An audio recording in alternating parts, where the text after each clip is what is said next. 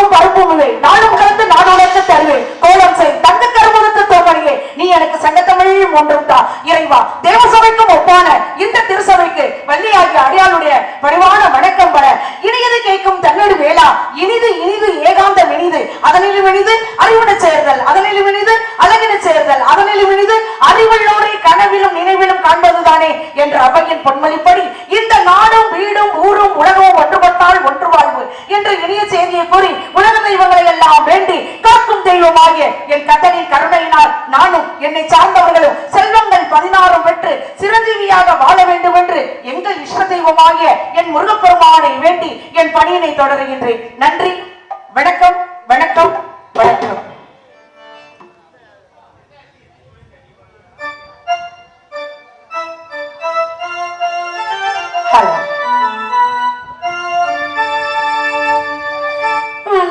வந்து வினை தீர்க்க மயில் வந்து வழிகாட்ட கோவிலுக்குள் சென்று நடி குமரன் கொழுவிருக்க கண்டி நடி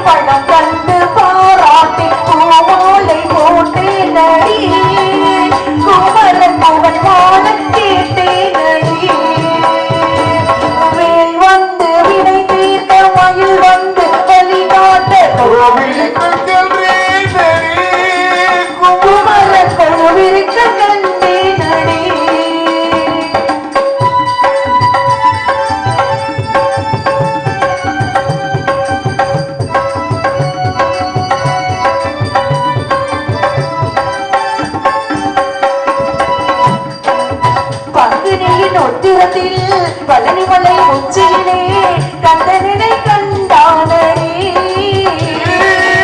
கந்தினியின் உத்திரத்தில் பழனிமலை உச்சியிலே கந்தனினை கண்டானடி இந்த சிந்தையில் நின்றானடி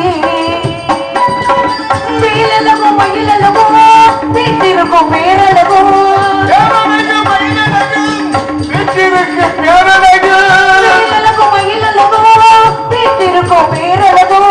காலமெல்லாம் இனிக்கும் அடி அந்த காட்சி என்றும் மணக்கும் அடி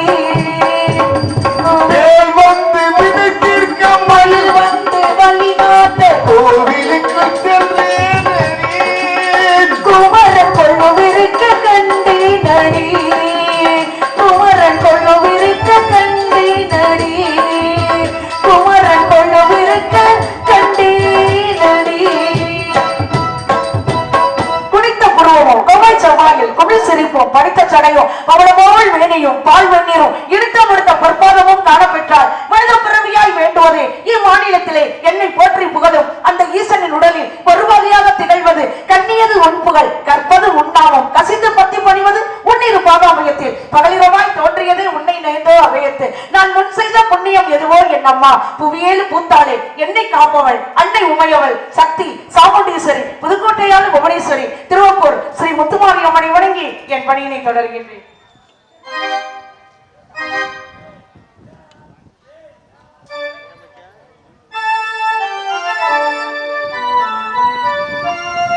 தாயே கருமாரி எங்கள் தாயே கருமாரி தேவி கருமாரி துணை நீயே மகமாயி தாயே கருமாரி எங்கள் தாயே கருமாரி தேவி கருமாரி துணை நீயே மகமாயி தாயே கருமாரி எங்கள் தாயே கருமாரி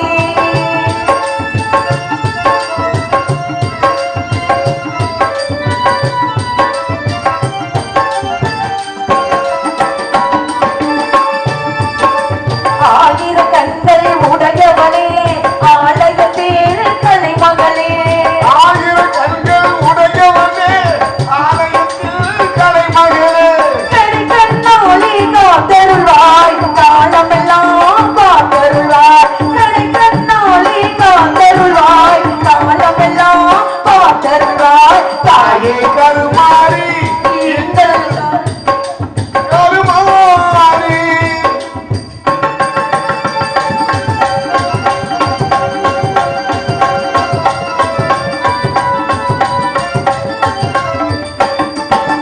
அன்னை உந்தன் சந்ததியில் அனைவரும் ஒன்றாய் கூடிடுவோம் அன்னை உந்தன் சந்நிதியில் அனைவரும் ஒன்றாய் கூடி நின்று அம்மா உந்தன் பொன்னடியில் அனுதினமோ சரணடைவோம் அம்மா உந்தன் பொன்னடியில் அனுதினமோ சரணடைவோம் தாயே கருமாரி எங்கள் தாயே கருமாரி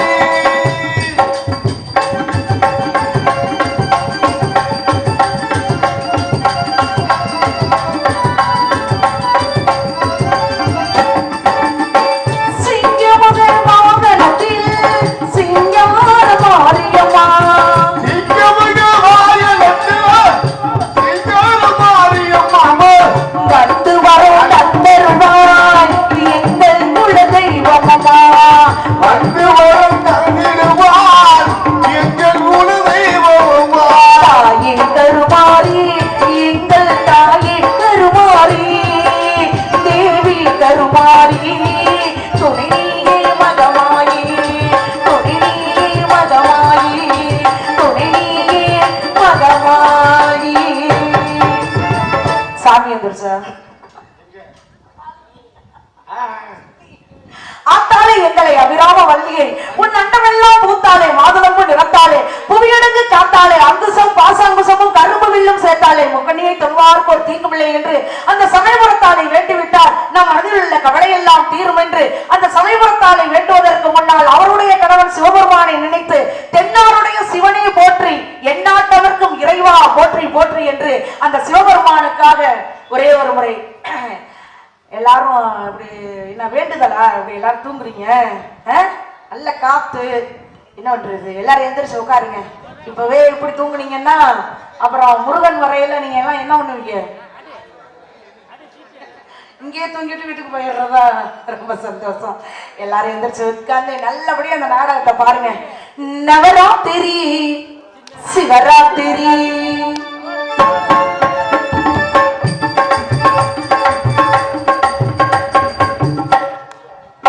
நவராத்திரி சிவராத்திரி நவராத்திரி சிவராத்திரி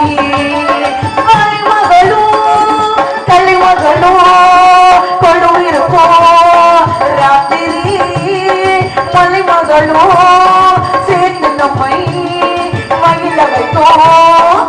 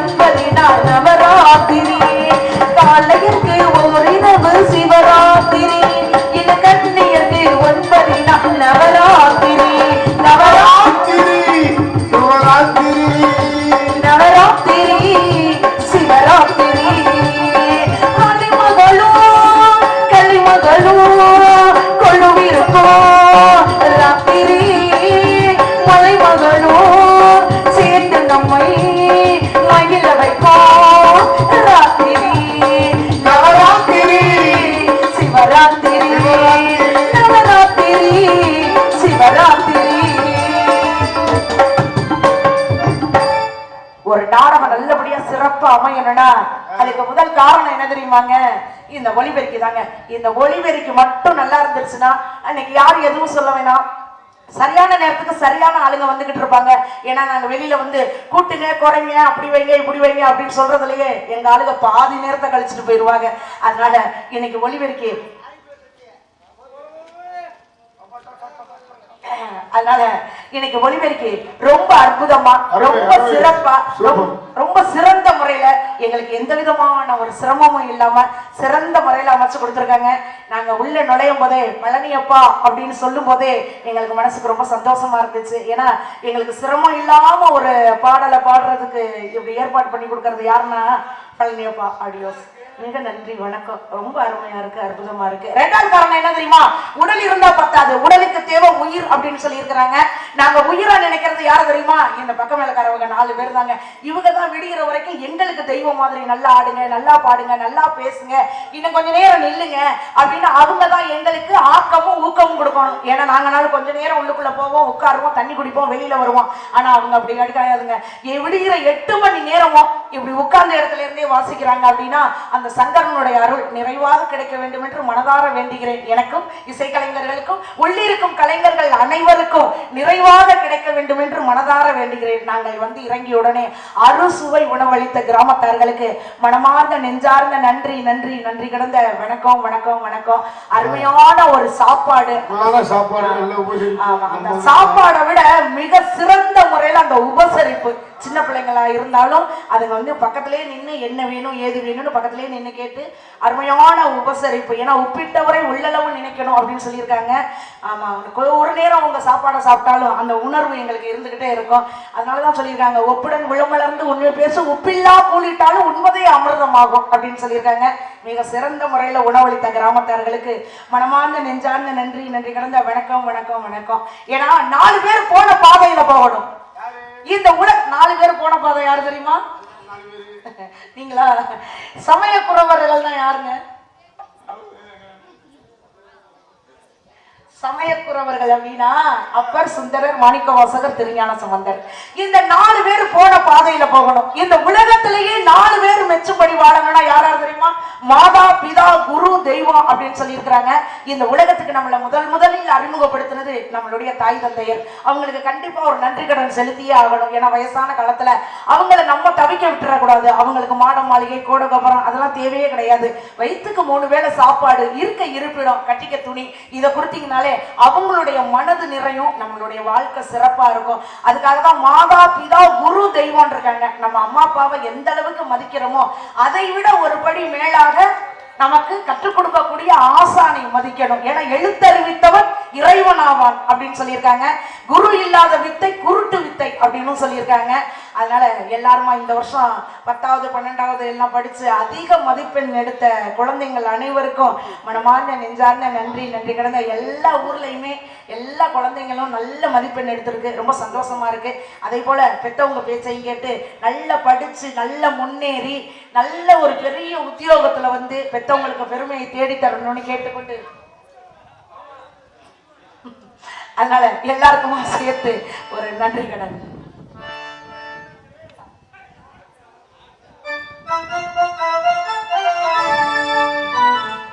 தாயை சிறந்த கோவிலும் இல்லை, தாயை சிறந்த கோவிலும் இல்லை, தாயை சிறந்த கோவிலும் இல்லை, தந்தை செல்விக்க மந்திரம் இல்லை, 1000 உறவில் பெருமைகள் இல்லை, அன்னை தந்தையே அன்பின் இல்லை. தாயை சிறந்த கோவிலும் இல்லை, தந்தை செல்விக்க மந்திரம் இல்லை.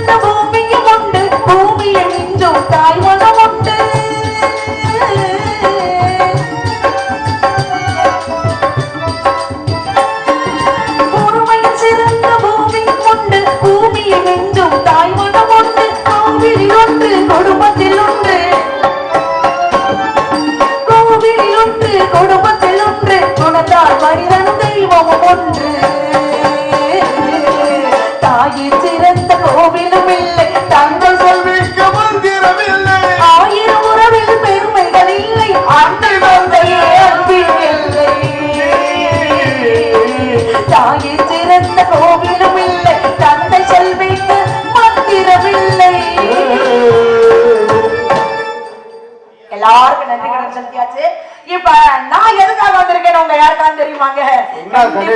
கண்டிப்பா தெரியாது. ஏன்னா 5 வயசுல இருந்து அறியா பருவத்தில இருந்து பிச்சில இருந்து அந்த முருகனையே நினைத்து கொண்டு வாழ்ந்து கொண்டு இருப்பவள் நான். முருகா முருகா முருகா வரவேண்டும் முருகா வரவேண்டும் முருகா வரவேண்டும் முருகா வந்தென்னை ஆட்கொள்ள வேண்டும் முருகா முருகா முருகா என்று முருகனுக்காகவே வலிமையீது விழிவைத்து காத்து கொண்டிருக்கிறேன். முருகன் வர வேண்டும். முருகனுக்கும் எனக்கும் அருமையான ஒரு வள்ளி திருமணம் இந்த மேடையில் நடைபெற வேண்டும் என்று எல்லோருமாக சேர்ந்து முடிவு பண்ணி காலையில கல்யாணம். எத்தனை மணிக்கு தெரியுமா? எனக்கு சரியா எங்களுக்கெல்லாம் டைம் போட்டு கொடுத்துருக்காங்க. யாரும் என்னென்ன நேரத்துக்கு வரணும் அப்படிங்கிற டைம் போட்டு கொடுத்துருக்காங்க. அதனால பிரம்ம முகூர்த்தம் 4ல இருந்து 5:30 சரியா என் கழுத்தில் மாலை இடுவார். ஆமா அப்படி சொல்லியிருக்காங்க. 5:30 பிரம்ம முகூர்த்தத்துல மாலை போட்டுறணும், மாலை மாத்திக்கணும் அப்படின்னு சொல்லியிருக்காங்க. அதனால கண்டிப்பா இன்னைக்கு முருகன் வர வேண்டும். முருகனுக்கும் எனக்கும் அருமையான ஒரு திருமணம் நடக்க வேணும். எல்லாருமா விழித்திருந்து நல்லபடியா இந்த கல்யாணத்தை பாருங்க. இந்த கல்யாணத்தை பாத்தீங்கன்னா திருச்செந்தூர் போய் அந்த செந்தில் ஆண்டவரை தரிசித்த ஒரு புண்ணியம் உங்களுக்கு எல்லாம் கிடைக்கும் அப்படின்னு சொல்லியிருக்காங்க. இப்ப திருச்செந்தூருக்கு போகாதவங்களே இருக்க முடியாது. அதிக பேர் எல்லாருமே திருச்செந்தூருக்கு போவாங்க. நேத்து கூட முந்தானத்து கூட கும்பாபிஷேகம் நடந்தது திருச்செந்தூர்ல. அருமையான ஒரு அலைக்கடல் ஒரு அருமையான கூட்டம், பயங்கரமான கூட்டம் பாருங்க. ஒருத்தர் என்ன பண்ணியிருக்காரு, இந்த முருகனை நம்ம எப்படியாவது தரிசிச்சிடணும், அவர் முகத்தை நம்ம எப்படியாவது பார்த்துடணும் அப்படின்ட்டு என்ன பண்ணியிருக்காரு, இந்த கோயில்கள் எல்லாம் பாத்தீங்கன்னா பொது தரிசனம்னு ஒண்ணு இருக்கும், சிறப்பு தரிசனம்னு ஒண்ணு இருக்கும். இந்த சிறப்பு தரிசனத்துல என்ன பண்ணிருக்காங்க, எல்லாரும் காசை கொடுத்து பாத்துருவாங்க. இந்த பொது தரிசனத்துல நின்னவர் ஒருத்தர் என்ன பண்ணிருக்காரு, ரொம்ப நேரமா கால் கடுக்க ரொம்ப சிரமப்பட்டு எப்படியாவது முகம் முருகனை பாத்துடணும் அப்படின்னு நின்னுகிட்டே இருந்திருக்கிறாரு.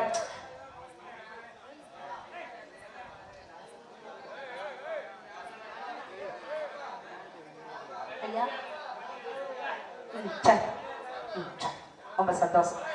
அப்ப பாருங்க, அவர் என்ன பண்ணிருக்காரு, ரொம்ப நேரமா கால் கடுக்க நின்னுகிட்டே இருந்திருக்காரு. ஏன்னா அவர்கிட்ட ஒரு காசு பணம் எதுவும் இல்ல, அந்த சிறப்பு தரிசனத்துல போய் பாக்குறதுக்கு அவர்கிட்ட காசு இல்ல.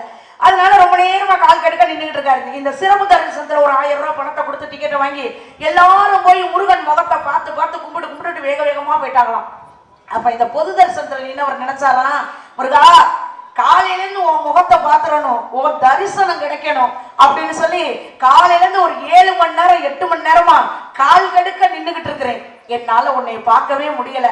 ஆனா காசு இருக்கிற எல்லாரும் காசை கொடுத்து உன்னை பாக்குறாங்க, எனக்கு அந்த ஒரு வசதி இல்லையே அப்படின்னு நினைச்சாராம். அப்பதான் முருகன் சொன்னாராம், அட பாவி, இதுக்காக நீ ஏன்டா கஷ்டப்படுற, காசு இருக்கிறவங்க பூரா காசை கொடுத்து என்ன பார்த்தாங்க, நான் காலையில இருந்து ஒன்ன தாண்டா பார்த்துக்கிட்டே இருக்கேன்.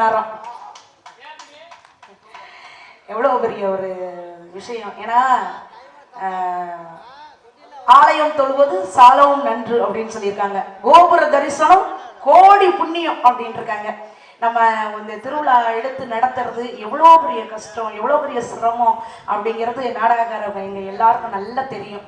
அதனால நீங்க அமைதியா இருந்தாதான் நாங்கள் நல்லபடியா நடிக்க முடியும். எல்லாருமா அமைதியா இருந்து இந்த நாடகத்தை நல்லபடியா நடத்தி கொடுக்கணும்னு கேட்டுக்கொண்டு, முருகனுக்காக நான் எப்படி காத்து கொண்டிருக்கிறேன் தெரியுமா, வரவேண்டும் முருகா, வந்து என்னை ஆட்கொள்ள வேண்டும் முருகா என்று. முருகு என்றாலே அழகு அப்படின்னு சொல்லுவாங்க. அவர் தமிழ் கடவுள் அல்லவா, அழகான தெய்வம். வரவேண்டும், எனக்கும் அவருக்கும் திருமணம் நடக்க வேண்டும் என்று அவரை நான் எப்படி மனதுக்குள்ளே நினைத்துக் கொண்டிருக்கிறேன் தெரியுமா.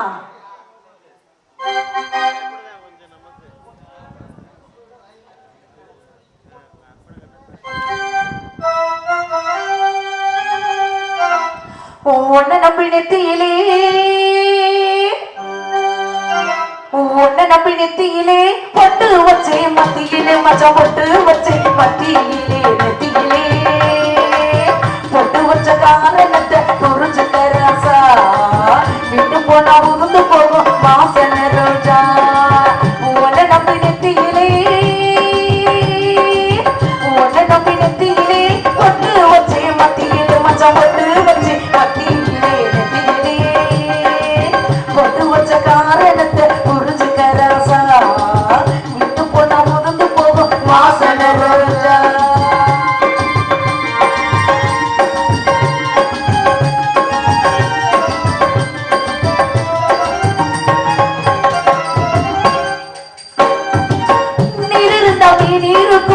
நீ இருந்தா நான் இருப்பேன், ஊரு கூட ஒன்ன நம்பி இருக்குது ராசா, ஊரு கூட ஒன்னே நம்பி இருக்குது ராசா.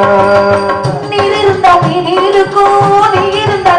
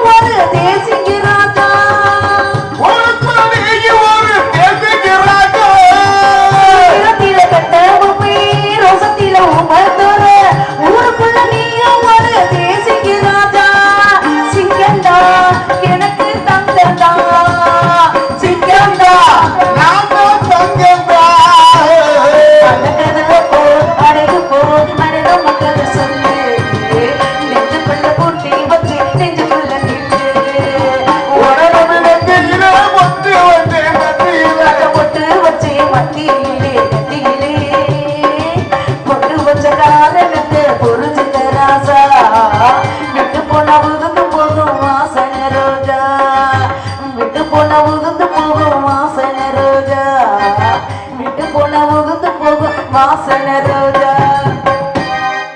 அருவம உருவமாகி அநாதையாய் ஒன்றாய் பிரம்மமாய் நின்ற ஜோதி ஜோதி பிளம்பும் மேனியால் கருணை முகங்கள் நாடும் கொண்டு கரங்கள் 12 கொண்டு ஒரு திரு முருகன் வந்தால் உதித்த நோயமே என்று சொல்லக்கூடிய முருகப்பெருமானுக்காக நான் காத்திருந்தாலும் எனக்காக அவர் காத்திருக்காரா என்பதும் எனக்கும் புரியவில்லை. வர வேண்டும் முருகா, வந்து என்னை ஆட்கொள்ள வேண்டும் முருகா முருகா முருகா என்று உங்களுக்காகவே வலிமையது விழிவைத்து காத்துக் கொண்டுகிறேன். அந்த முருகப்பெருமானை நினைத்து நினைத்து நான் ஒரு 10 கிலோ இழைத்து விட்டேன். அப்பா பார்க்கையிலே தெரியுது, ரொம்ப இழைச்சு போயிடுச்சு. வலி ஒரு நல்லது எடுத்து வாங்கி சாப்பிடுங்க. இல்லங்க என்னங்க அன்பளிப்பா, நான் இங்க இருந்து நடந்து வர முடியாது, வாங்க. அதனால 1 கிலோமீட்டர் இருக்கு. ஏன்னா நீங்க நினைக்கிறீங்க இந்த பிள்ளை இழைச்சதே இப்படி இருந்தது இதுக்கு முன்னால எப்படி இருந்திருக்கும் அப்படின்னு நீங்க எல்லாம் நினைக்கிறீங்க. நீங்க எல்லாம் நினைக்கிறது தவிர அது போறதுக்குள்ள 2 மணி நேரம் ஆயிரும். காளியம்மாவை பத்தி வா வா வேகமா வா, நடக்கிறதே சரியில்லை.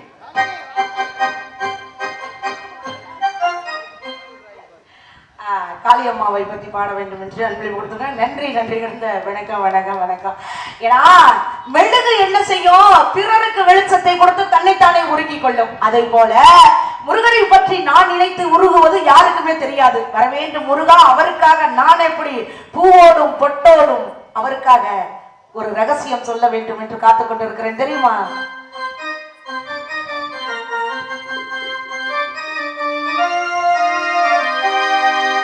உனக்கு மட்டும் ரகசியம் சொல்வேன். அந்த ரகசியத்தை ஒருவருக்கும் சொல்லிவிடாதே. உனக்கு மட்டும் ரகசியம் சொல்வேன். அந்த ரகசியத்தை ஒருவரிடம் சொல்லிவிடாதே. உனக்கு மட்டும் ரகசியம் சொல்வேன். அந்த ரகசியத்தை ஒருவருக்கும் சொல்லிவிடாதே. எனக்கு மட்டும் சொந்தம் அல்லவா, எங்கள் இருவருக்கும் இறைவன் தந்த பந்தம் அல்லவா. உனக்கு மட்டும் ரகசியம் சொல்வேன். அந்த ரகசியத்தை ஒருவருக்கும் சொல்லிவிடாதே.